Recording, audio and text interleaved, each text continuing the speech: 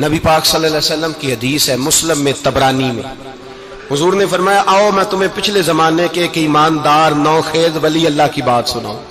پچھلے زمانے حضور نے فرمایا پچھلے زمانے میں ایک بادشاہ جادو کے زور پہ حکومت کرتا تھا۔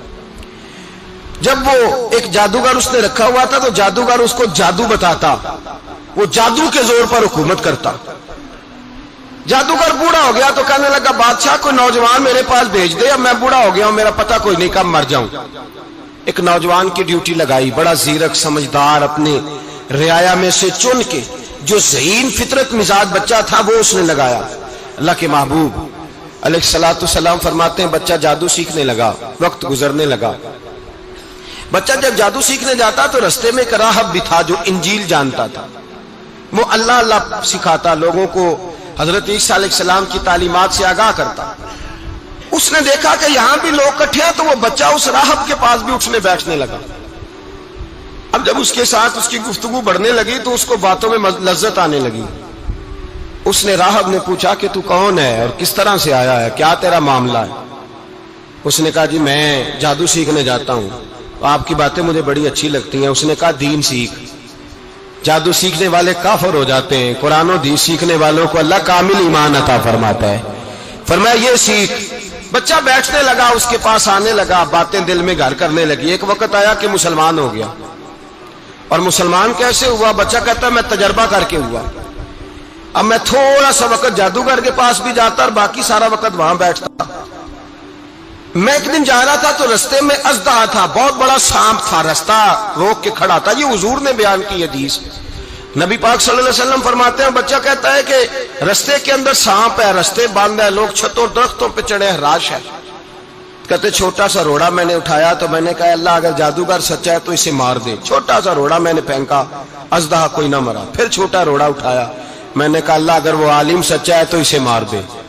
اب جب میں نے روڑا مارا تو اژدہا مر گیا۔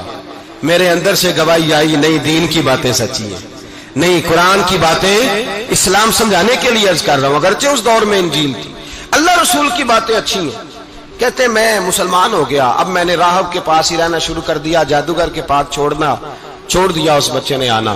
بادشاہ پوچھتا کہاں زیادہ وقت گزارتے ہو تو وہ بات گول کر دیتا، وقت تیزی سے بڑھنے لگا۔ اللہ نے اس نوجوان میں طاقت پیدا کر دی، اب وہ اس کے اندر نا اللہ نے توانائی روحانیت پیدا کر دی، ابھی جوان ہے، 14-15 سال عمر ہے۔ اللہ نے اب جو بیمار بھی آتا وہ دعا کرتا تو اللہ صحت عطا کر دیتا، جو بھی آتا۔ بادشاہ کا ایک درباری تھا، بادشاہ کو پنکھا جلتا تھا، وہ اندھا ہو گیا، کوئی ایسی تکلیف آئی کہ نابینا ہو گیا، بڑے علاج کرائے شفا نہیں ہوئی۔ کسی نے اس بچے کا پتہ بتایا کانوں میں، اس کے پاس گیا تو بچہ کہنے لگا شفا تو ہو جائے گی پر کلمہ پڑھنا پڑے گا، مسلمان ہونا پڑے گا، جس پیغمبر کا میں غلام ہوں تجھے بھی بننا پڑے گا، دین پہ عمل کرنا پڑے گا، اللہ شفا دیتا ہے۔ اس نے کہا تو مجھے کلمہ پڑھا، مجھے شفا دے، میں تیار ہوں۔ اس نے کہا شفا تو اللہ دیتا ہے۔ اس نے اللہ تبارک و تعالیٰ کا ذکر کر کے دعا مانگی، یہ مسلم شریف میں حدیث ہے، طبرانی میں موجود ہے۔ اللہ نے اسے شفا دی، اس نے کلمہ پڑھنا شروع کر دیا۔ یہاں ایک نقطہ لکھا ہے ہمارے علماء نے، کہتے ہیں جب اللہ ولایت عطا کرتا ہے نا تو یہ سفید بالوں والے کا حصہ نہیں ہوتی۔ اگر جوانی میں کوئی آدمی توبہ کر کے تصوف کے رستے پہ چلتا ہے تو سب سے زیادہ ولایت اللہ اسے عطا فرماتا ہے، سب سے زیادہ ولایت اس کے پاس ہوتی ہے۔ ابھی اس کے بال کالے ہیں، چڑھتی جوانی ہے، دعا کی تو اللہ نے، اور حدیث پاک میں موجود ہے کوڑے آتے تو شفا یاب ہو جاتے، اندھے آتے تو شفا یاب، برس والے آتے تو اللہ سے دے، جوان ہے۔ بادشاہ کے پاس وہ واپس گیا، وہ جو آدمی جس کی آنکھیں ٹھیک ہوئی تھی۔ بادشاہ نے پوچھا کہ کیسے شفا ملی؟ تو کہنے لگا میرے رب نے شفا دی ہے۔ بادشاہ سجدے کراتا تھا، اپنے آپ کو منواتا تھا معاذ اللہ، کہنے لگا میرے علاوہ کون رب ہے؟ اس نے کہا وہی رب ہے جس نے تجھے پیدا کیا ہے، اور وہی رب ہے جس نے مجھے اندھے کو آنکھیں دی ہیں، وہی ہے میرا مالک۔ کہا اچھا تو مجھے نہیں مانتا؟ کہا نہیں میں اپنے رب کو مانتا ہوں۔ بادشاہ نے اسے سزا دی، ستایا، اس نے بچے کا پتہ بتایا، پھر بچے کو بلا کے ستایا تو اس راہب کا پتہ بتایا، راہب بھی قتل ہو گیا، نابینا بھی قتل ہو گیا۔ بادشاہ نے کہا سپاہیوں سے اس بچے کو لے جاؤ اور پہاڑ کی چوٹی پہ جا کے نیچے پھینکو تاکہ مر جائے. بچہ پہاڑ کی چوٹی پہ گیا تو ہاتھ اٹھا کے کہنے لگا یا اللہ میرے لیے نہیں اپنے لیے، میرے لیے نہیں اپنے لیے انہیں اپنی قدرت کے جلوے دکھا. میرے لیے نہیں، اللہ کے بندے اپنی جان بچانے کی دعائیں نہیں مانگتے، اپنے لیے انہیں اپنی قدرت کے جلوے دکھا. یہ دعا مانگی، جتنے لوگ ساتھ آئے تھے وہ سارے زمین پہ گرے اور سب مر گئے، پہاڑ سے گر کے مر گئے. بچہ واپس سیدھا بادشاہ کے پاس کہنے لگا لو بھائی میرے رب نے مجھے بچا لیا ہے. جوان کا ایمان دیکھو، میرے رب نے مجھے، بولو میرے اللہ نے مجھے ایمان کی گواہی دے رہا ہے، میں بچ گیا ہوں، تو جھوٹا ہے میرا رب سچا ہے. اس نے کہا لے جاؤ اس کو دریا میں، کشتی میں بٹھاؤ، بیچ دریا کے جا کے دھکا دے دو. بیٹھے کشتی میں، دریا کے بیچ گئے اور جب جا کے وہاں اس کو دھکا دینے لگے تو اس نے کہا اللہ میرے لیے نہیں اپنے لیے انہیں اپنی قدرت کے جلوے دکھا. بس ایک طوفان سا آیا، جتنے سپاہی ساتھ آئے تھے ڈوب کے مر گئے. وہ بچہ اٹھا اور سیدھا پھر بادشاہ کے پاس، اسی کے پاس کہنے لگا لو بھائی میرے رب نے مجھے بچا لیا ہے، تیرے پاس آیا ہوں. وہ کہنے لگا تو کیا مصیبت میرے گلے پڑ گئی ہے، کیسے جان چھوٹے گی؟ تو بچہ کہنے لگا اگر تو مجھے باندھے درخت کے ساتھ اور سارے ملک کو بلائے، لوگوں کو اکٹھا کرے، پھر تو مجھے تیر مارنا، میں تجھے بتاؤں گا کیسے مارنا ہے، میں مر جاؤں گا. اللہ کا بندہ نوجوان ایمان دیکھو، مرنے کے طریقے بتا رہا ہے، میں تجھے بتاؤں گا میں کیسے مروں گا. یہ بات کہی، بادشاہ نے سارا مجمع جمع کیا، ملک سارا باہر آ گیا، درخت کے ساتھ باندھ دیا. کہنے لگا بھائی لوگوں یہ مجھے مارنا چاہتا تھا، مار نہیں سکا، اب میں اسے بتانے لگا ہوں کہ میں کیسے مروں گا. اسے کہو جب تیر مارے تو ساتھ میرے رب کا نام بھی لے، میں اپنے رب کے نام پہ جان دوں گا، ایمان کی پختگی میں اللہ کے نام پر جان دوں گا. اسے کہو رب کے نام پہ مارے، مر جاؤں گا. بادشاہ نے اللہ کہہ کے تیر مارا، پیشانی میں لگا، بچے کی روح پرواز کر گئی. جتنا مجمع کھڑا تھا سارا کلمہ پڑھ کے مسلمان ہو گئے، سارے مسلمان ہو گئے سارے. میرے رسول پاک سید عالم صلی اللہ علیہ وسلم نے نوجوانوں کو بتایا جب تمہارے اندر ایمان کی قوت آئے گی تو اللہ تمہاری مدد کرے.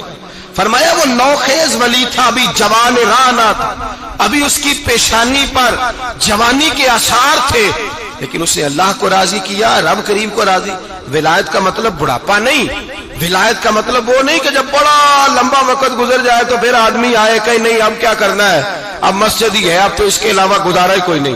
تو اس وقت کا آنا اللہ کی بارگاہ میں قبول تو ہے، لیکن شاباشی اسی کو ملتی ہے جو جوانی کے وقت آئے، جو عین اس وقت آئے جو وقت میرے رسول پاک علیہ السلام کے غلام عبداللہ ابن عمر، حضرت عبداللہ ابن عمر رضی اللہ تعالیٰ عنہ فرماتے ہیں کہ میں نکلا، مجھے سفر کے لیے جانا تھا، تو تھوڑی سی کھجوریں، تھوڑا سا سرکہ، ایک شہد کی بوتل، چیزیں میں نے سفر کے لیے ساتھ رکھ لی.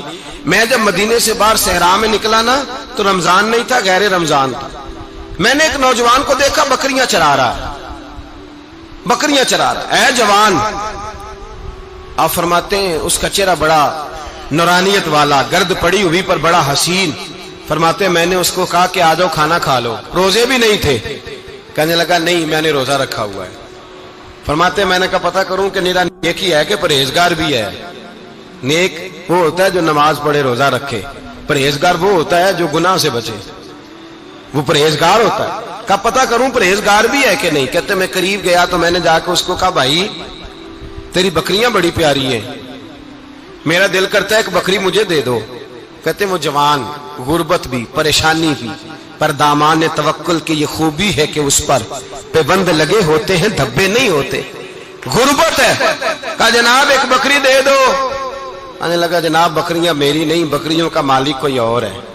کہتے میں نے آزمانے کے لیے کہا کہ بکریوں کے مالک کو کہنا ایک بکری بھیڑیا لے گیا ہے، کہہ دینا بھیڑیا لے گیا ہے.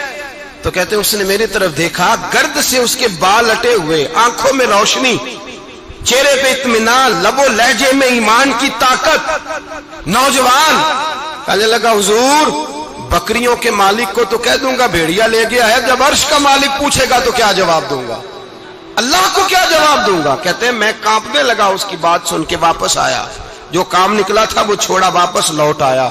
میں نے پتہ کیا کس کا غلام ہے، پتہ چلا فلاں آدمی کا ہے. کہتے میں نے پہلے غلام خریدا، پھر پتہ کیا تیرے پاس بکریاں کتنی ہیں، اس نے کہا 400. کہتے میں نے مالک سے ساری بکریاں خریدی، پھر غلام کو بلایا، پھر وہ بکریاں تحفے میں دی، تحفے میں۔ کہنے لگا حضور یہ سارا کچھ مجھے کیسے ملا؟ میں نے کہا تیرا ایمان بڑا پختہ تھا تو میرے رب نے تجھے انعام عطا فرمایا ہے۔